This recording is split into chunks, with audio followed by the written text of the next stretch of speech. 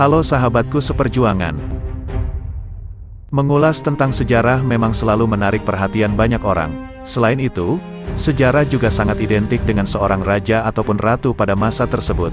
Tak sedikit raja dan ratu dunia yang tentunya sudah dikenal oleh masyarakat dunia saat ini. Raja ataupun ratu yang identik di suatu zaman, tentunya memiliki peran penting dalam mengubah sejarah dunia hingga kini. Penemuan-penemuan yang kerap ditemukan oleh pakar sejarah pun, tentunya tak lepas dari peran penting orang-orang yang berpengaruh terhadap perkembangan dunia. Jadi tak jarang ratu dunia yang terkenal pada masanya masih dikenal hingga kini. Tak sedikit pula potret ratu dunia yang terkenal ini diabadikan melalui sebuah lukisan ataupun karya seni yang menarik. Hal tersebut tentunya dapat membantu seseorang untuk kilas balik tentang ratu ataupun raja yang memiliki peranan penting dalam sejarah dunia. Menawan, indah, dan sempurna. Itulah gambaran umum tentang Cleopatra, sang ratu Mesir kuno yang sampai saat ini masih dianggap simbol kecantikan. Bukan sekadar cantik biasa, karena nama Cleopatra sendiri seolah mengandung banyak mitos, anggun, misterius, serta berada pada kelasnya sendiri. Pertanyaannya, apakah sosok Cleopatra benar-benar ada atau hanya sekadar dongeng belaka? Mari kita simak dalam fakta sejarah. Sebelum kita mulai, alangkah baiknya terlebih dahulu kita like dan subscribe, agar kalian tidak ketinggalan tentang sejarah-sejarah yang akan kita bahas di channel ini. Cleopatra adalah perempuan yang pernah benar-benar hidup, bukan hanya sekadar cerita turun-temurun. Dia lahir di Mesir pada 69 sebelum Masehi, dan namanya menjadi Cleopatra ke-7 setelah ayahnya Ptolemy ke-12, meninggal pada 51 sebelum Masehi. Kemudian saudara laki-lakinya diangkat menjadi Raja Ptolemy ke-13 pada saat yang sama. Cleopatra dan Ptolemy adalah dinasti Makedonia yang memerintah Mesir sejak Alexander Agung meninggal pada 323 sebelum Masehi. Untuk meningkatkan pengaruhnya atas orang-orang Mesir, dia juga dinyatakan sebagai Putri Ra, atau Putri Dewa Matahari Mesir. Suksesi kekuasaan rupanya tidak berjalan mulus. Cleopatra berselisih dengan saudara laki-lakinya itu, dan perang saudara pun meletus pada 48 sebelum Masehi. Di seberang lautan, tepatnya di Romawi, kekuatan terbesar di dunia barat juga dilanda perang saudara sebagaimana dilansir histori. Ketika Cleopatra bersiap untuk menyerang Ptolemy ke-13 dengan jumlah pasukan yang besar, perang saudara Romawi rupanya ikut tumpah ke Mesir. Pompeius Agung dikalahkan oleh Julius Caesar di Yunani. Dia melarikan diri ke Mesir untuk mencari keselamatan, tetapi justru dibunuh oleh agen Ptolemy ke-13. Tak lama kemudian, Caesar tiba di ibu kota Mesir kala itu, Alexandria, dan menemukan musuhnya telah mati. Caesar lantas memutuskan untuk memulihkan ketertiban di Mesir. Di balik campur tangan Caesar di Mesir, Romawi sebenarnya terus berupaya meningkatkan kontrolnya atas Mesir, yang kaya selama seabad terakhir. Mendengar Caesar ada di Mesir, Cleopatra berusaha untuk memajukan tujuan politiknya. Dengan memenangi hati sang pemimpin Romawi tersebut, Cleopatra pun langsung memutuskan untuk pergi ke istana kerajaan Mesir di Alexandria dan bertemu Caesar.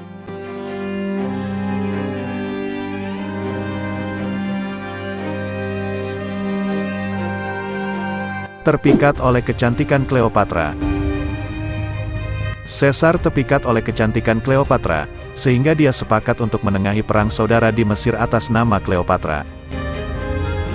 Pada 47 sebelum Masehi, Ptolemy ke-13 terbunuh oleh pasukannya saat kalah melawan pasukan Caesar. Cleopatra lantas diangkat menjadi penguasa ganda Mesir, dengan saudara laki-laki lainnya Ptolemy ke-14. Caesar dan Cleopatra pun menghabiskan beberapa pekan menjalin asmara, hingga kemudian Caesar berangkat ke Asia Kecil Anatolia, Turki. Pada 47 sebelum Masehi, Cleopatra melahirkan seorang putra yang dia klaim sebagai anak Caesar, dan diberi nama Caesarion, yang berarti Caesar kecil. Setelah Caesar meraih kemenangan dalam kampanye militer, dia kembali ke Roma. Cleopatra dan Caesarion pun menyusulnya di ibu kota Romawi tersebut. Di bawah naungan negosiasi perjanjian, Cleopatra tinggal diam-diam di sebuah villa yang dimiliki Caesar di luar ibu kota. Setelah Caesar dibunuh pada Maret tahun 44 sebelum Masehi, Cleopatra memutuskan untuk kembali ke Mesir. Setelah itu, Ptolemy ke-14 meninggal, kemungkinan diracuni oleh Cleopatra. Sang Ratu Mesir lantas menjadikan Caesarion sebagai pemimpin Mesir bersamanya, dengan diberi nama Ptolemy ke-15 Caesar.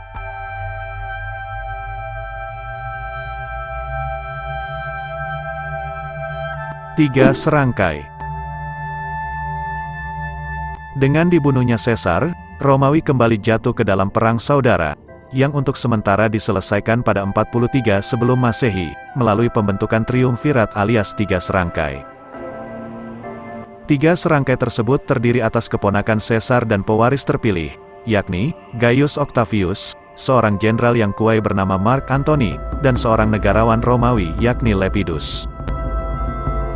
Antony atau Antonius mengambil kendali provinsi timur Kekaisaran Romawi, dan dia memanggil Cleopatra ke Tarsus di Asia Kecil, untuk menjawab tuduhan bahwa dia telah membantu musuh-musuhnya.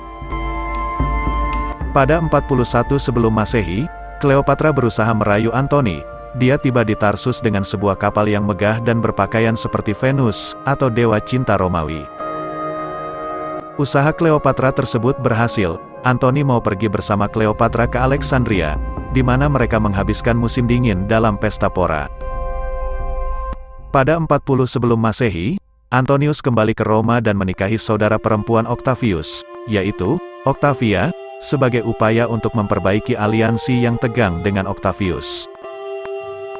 Kendati demikian, hubungan tiga serangkai terus memburuk. Pada 37 sebelum Masehi, Antony berpisah dari Octavia dan melakukan perjalanan ke timur, mengatur agar Cleopatra mau bergabung dengannya di Suriah. Dalam waktu terpisah, Cleopatra melahirkan anak kembar, seorang putra dan seorang putri. Menurut propaganda yang diserukan Octavius, sepasang kekasih tersebut menikah. Hal itu melanggar hukum Romawi yang melarang orang Romawi menikah dengan orang asing. Di sisi lain, gagalnya kampanye militer Antony melawan Partia pada 36 sebelum Masehi, menurunkan prestisnya, tetapi pada 34 sebelum Masehi, dia cukup berhasil melawan Armenia. Untuk merayakan kemenangan, Antony mengadakan parade melalui jalan-jalan Alexandria, di mana dia dan Cleopatra duduk di atas tahta emas. Caesarion dan anak-anak mereka diberi gelar kerajaan yang mengesankan. Banyak orang di Roma didorong oleh Octavius, menafsirkan tontonan itu sebagai tanda bahwa Antonius bermaksud menyerahkan kekaisaran Romawi ke tangan asing. Setelah beberapa tahun bersitegang dan melancarkan serangan propaganda, Octavius menyatakan perang melawan Cleopatra beserta Antony, pada 31 sebelum Masehi. Para musuh Octavius bersatu ke sisi Antony, tetapi komandan militer Antony yang brilian memperoleh keberhasilan awal melawan pasukan musuh. Kematian Antony dan Cleopatra. Pada tanggal 2 September tahun 31 sebelum Masehi, armada mereka bentrok di Actium Yunani. Setelah bertempur sengit, Cleopatra memutuskan lari dan menuju Mesir dengan 60 kapalnya. Antony kemudian menerobos garis musuh dan mengikutinya. Armada yang putus asa menyerah kepada Octavius. Sepekan kemudian, pasukan darat Antony menyerah. Hampir setahun setelah itu, Octavius tiba di Alexandria dan pasukannya kembali mengalahkan Antony. Setelah pertempuran itu usai, Cleopatra berlindung di mausoleum yang dibangun untuk dirinya sendiri. Antony yang mendapat kabar bahwa Cleopatra sudah mati, menikam dirinya sendiri dengan pedangnya. Sebelum dia meninggal, utusan lain datang dengan mengatakan bahwa Cleopatra masih hidup. Antony lantas dibawa ke mausoleum Cleopatra, di mana dia meninggal setelah menawari Cleopatra untuk berdamai dengan Octavius. Akhirnya Cleopatra bertemu dengan Octavius dan sang ratu Mesir tersebut, kembali menggunakan pesonanya untuk merayu Octavius. Tapi sayangnya, pesona Cleopatra tidak mampu menaklukkan Octavius. Alih-alih jatuh di bawah dominasi Octavius, Cleopatra meninggal pada tanggal 12 Agustus tahun 30 sebelum Masehi, karena bunuh diri kemungkinan akibat bisa ular. Octavius lantas mengeksekusi Caesarion dan mencaplok Mesir ke dalam kekaisaran Romawi, serta menggunakan harta Cleopatra untuk membayar para veterannya. Pada 27 sebelum Masehi, Octavianus menjadi Augustus, Kaisar Romawi pertama dan yang paling sukses. Dia memerintah kekaisaran Romawi sampai ajal menjemputnya pada 14 Masehi dalam usia 75 tahun.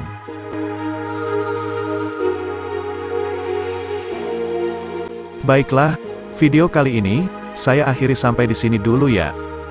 Sebelum pamit, saya ucapkan terima kasih banyak karena sudah menonton. Sampai jumpa lagi di video selanjutnya, yang pastinya tidak akan kalah menariknya.